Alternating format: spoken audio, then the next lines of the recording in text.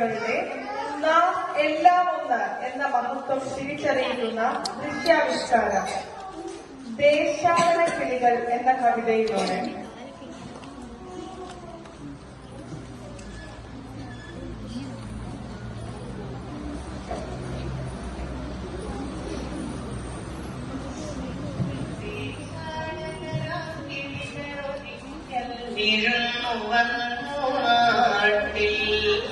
ദേശാടകരാം കിളികളൊരിക്കൽ വിരുന്നു വന്നു നാട്ടിൽ വിശന്നു വന്നവർ ദാഹിക്കുന്നവർ തളർന്നിറങ്ങി നാട്ടിൽ വിശന്നു വന്നവർ ദാഹിക്കുന്നവർ തളർന്നിറങ്ങി നാട്ടിൽ മധുരിക്കുന്ന പഴങ്ങൾ നൽകി മരങ്ങൾ അവരെ വിളിച്ചു തണുത്ത കാറ്റിൽ ഇലകൾ മുക്കി ചില്ലകൾ അവരെ വീശി മധുരിക്കുന്ന പഴങ്ങൾ നൽകി മരങ്ങൾ അവരെ വിളിച്ചു തണുത്ത കാറ്റിൽ ഇലകൾ മുക്കി ചില്ലകൾ അവരെ വീശി നാട്ടുകിളികളിൽ ചിലരിതു കണ്ട് കനവില കൂട്ടാനെത്തി നാട്ടുകിളികളിൽ ചിലരിതു കണ്ട് കനവില കൂട്ടാനെത്തി പരദേശികളാം പറവകളിവിടെ ചേക്കേറരുതെന്നായി പരദേശികളാം പറവകളിവിടെ ചേക്കേറരുതെന്നായി തളർന്ന കിളികൾ ചിറകും വീശി പറന്നു പൊങ്ങാനിരിക്കേ തളർന്ന കിളികൾ ചിറകും വീശി പറന്നു പൊങ്ങാനിരിക്കേ മറ്റൊരു കൂട്ടം കിളികൾ സ്നേഹം പകർന്നു നൽകാനെത്തി മറ്റൊരു കൂട്ടം കിളികൾ സ്നേഹം പകർന്നു നൽകാനെത്തി ദേശമേതായാലും നമ്മൾ പറവകളെന്നതു നേര് ദേശമേതായാലും നമ്മൾ പറവകളെന്നതു നേര് പറവകളെന്നതു നേര്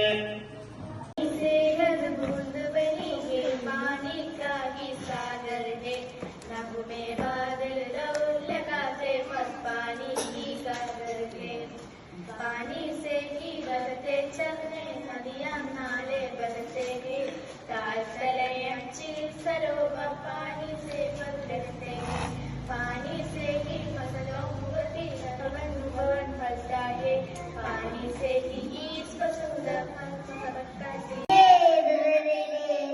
കുടിക്കാനും കുളിക്കാനും ചെടികൾക്ക് നനയ്ക്കാനും ജലമണമെന്ന കാര്യം പ്രന്നിടലേ ഓദിത്താരാദിത്തേ ദിത്തേ ഓദിത്താരാദിത്തേ ദിത്തേ നമ്മൾ ഒന്നായി നിന്നോളെയും അക്കരെ ഇക്കരെ എല്ലാം നോക്കി കണ്ടുവന്നോളെയും ഓലയും ഞാനും കിളിയോടൊപ്പം ഒത്തുപറന്നോളെയും ഒത്തിരി ഒത്തിരി കാര്യങ്ങളെല്ലാം ഓർത്തു നടന്നോളെയും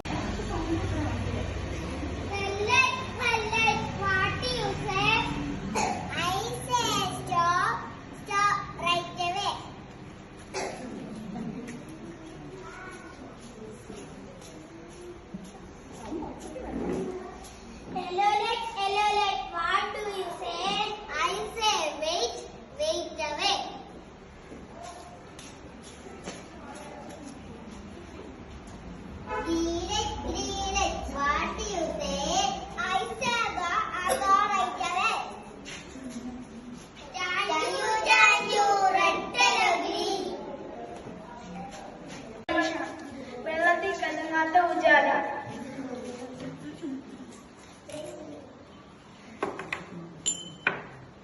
രണ്ട് ഗ്ലാസ്സിലേക്ക് ആദ്യം വെള്ളം ഒഴിക്കുക കവർ മാറ്റിയാൽ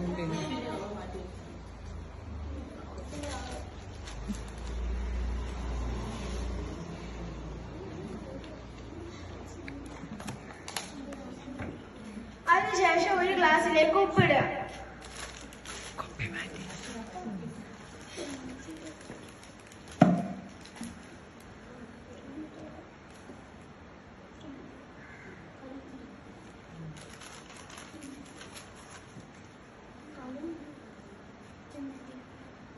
അതിനുശേഷം 2 ഗ്ലാസ്സിലേക്ക് ഉജാല ഒഴിക്കും.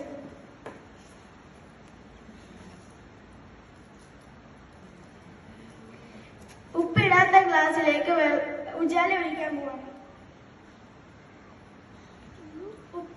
ഉപ്പിട്ട വെള്ളത്തിലേക്ക് ഉജാല ഒഴിക്കുക.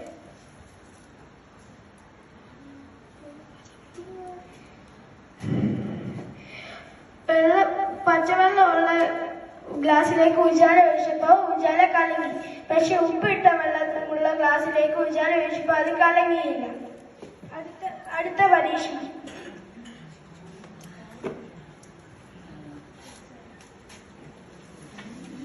രണ്ടാമത്തെ പരീക്ഷണം.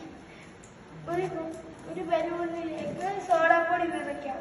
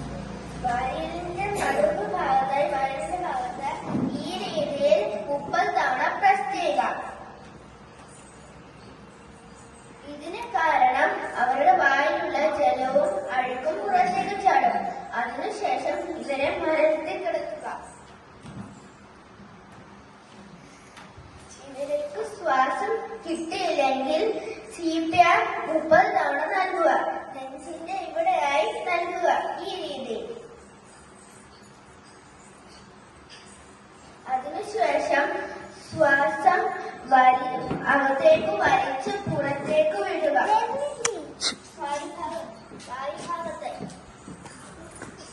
അതിനുശേഷം ഇവർ ഉണർന്നില്ലെങ്കിൽ ഉടനടി വൈദ്യസഹായം തേടുക. ഇനി അടുത്തത് മൂക്കിൽ നിന്ന് രക്തം വരുന്ന ഒരാളെ എങ്ങനെ രക്ഷിക്കാവുന്നതാണ്.